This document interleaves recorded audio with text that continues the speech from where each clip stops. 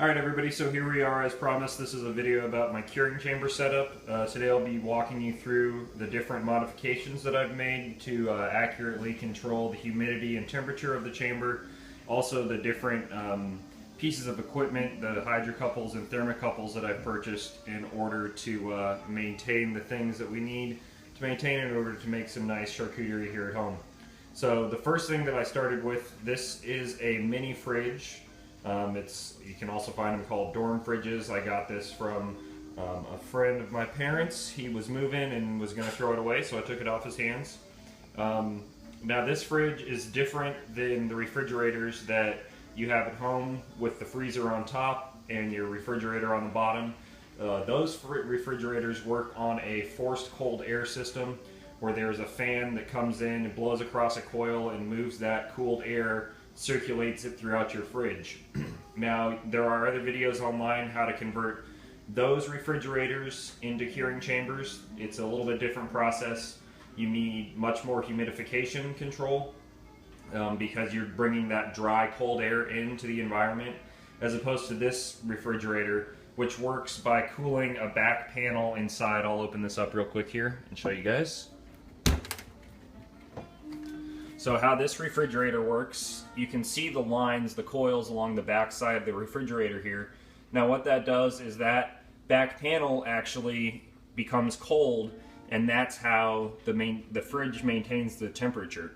So the problem that I ran into when I first started using this was that the humidity in the chamber, when I would initially put projects in, you can see a newer project here on the left hand side, and then a project that's a little bit further along on the right.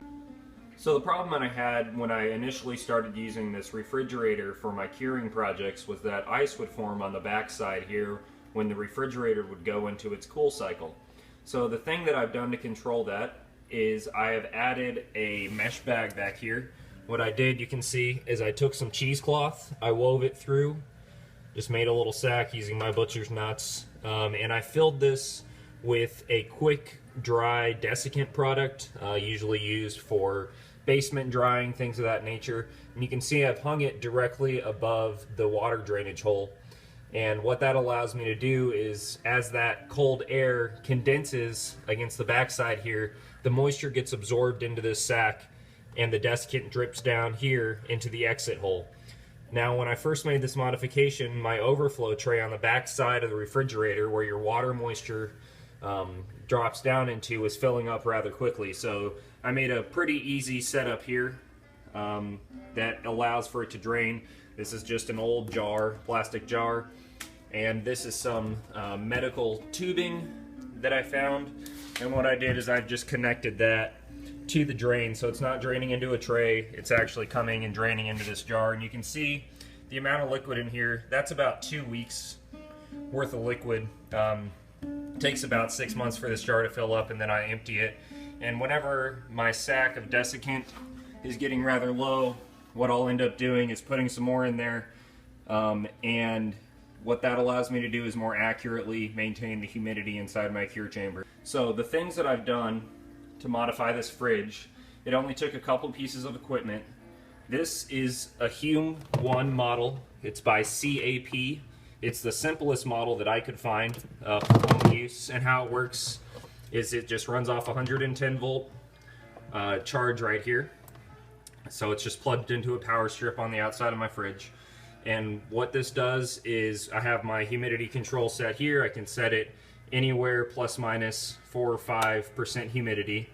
And what that will do is it'll either kick on a dehumidifying switch based on the humidity in the air if it's too wet, or a humidifying switch. Now again, with my refrigerator, I don't have to worry about adding moisture to the air. It stays wet enough in here as it is. That's because there's no forced air movement in here. But again, this is the simplest that I could find. You'll find them on indoor growing websites.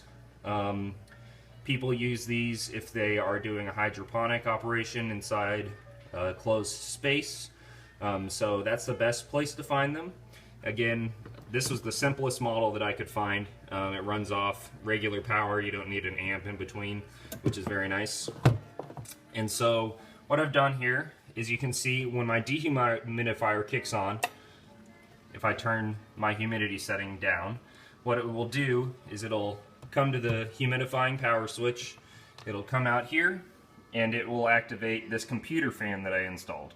So all this is a computer fan from Radio Shack. It cost me like $7, and all I've done is tie that into this little electronic switch here. This switch that I bought allows me to speed up and slow down the fan based on the amount of charge that I'm giving it, which really allows me to maintain the proper level of moisture in my chamber pretty accurately. So the other modification that I made is I cut a hole in the front for my air exchange.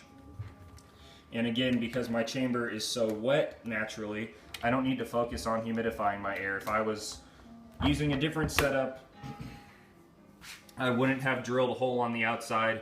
I would just have the fan circulating inside to move the moist air around. Again, that's what you would want to do if you were using a larger fridge for your setup. So the last part that you're going to need, because again, when you're curing sausage, we're trying to control the humidity and the temperature. And so the last thing that I have here is a thermocouple.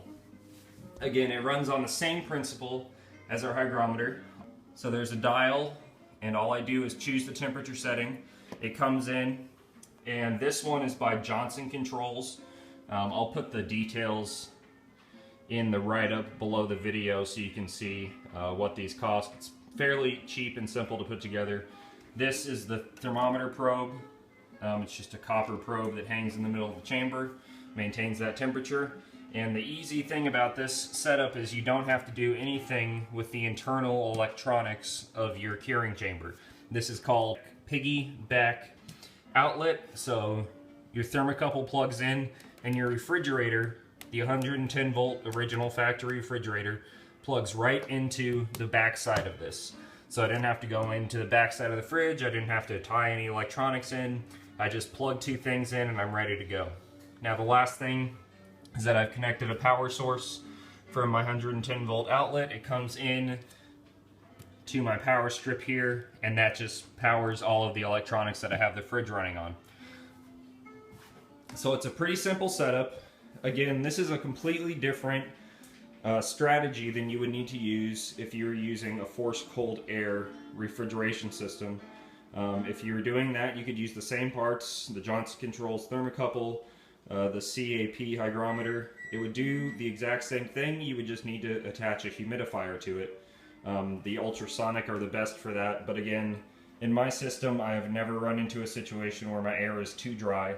I'm constantly trying to keep it dry enough inside the curing chamber, especially when I have larger projects like our copa going in there. They just produce so much moisture as they're drying out that it's a constant struggle. But with these couple simple additions, it really is pretty easy to throw it together. Altogether, because the fridge was free, I have about $180 into this setup, but I've put it together 2 years ago. I haven't had to change any batteries, especially with my weather station. That's the last part that's in here. Just gives me a secondary reading. I have my settings on my hygrometer and my thermocouple, but this weather station just lets me know in real time what the actual conditions are inside my chamber. And again, as you're curing things, you'll want to drop your humidity down relative to the humidity of your meat. So I hope this gives you a good introduction. Please feel free to write in with any questions. Again, it's a pretty simple setup here, and it's a little bit cheaper than if you're going to go with a larger option. Now, if I'm going to do this commercially, this isn't viable, it's way too small, but the same exact components are what you would use in a larger chamber.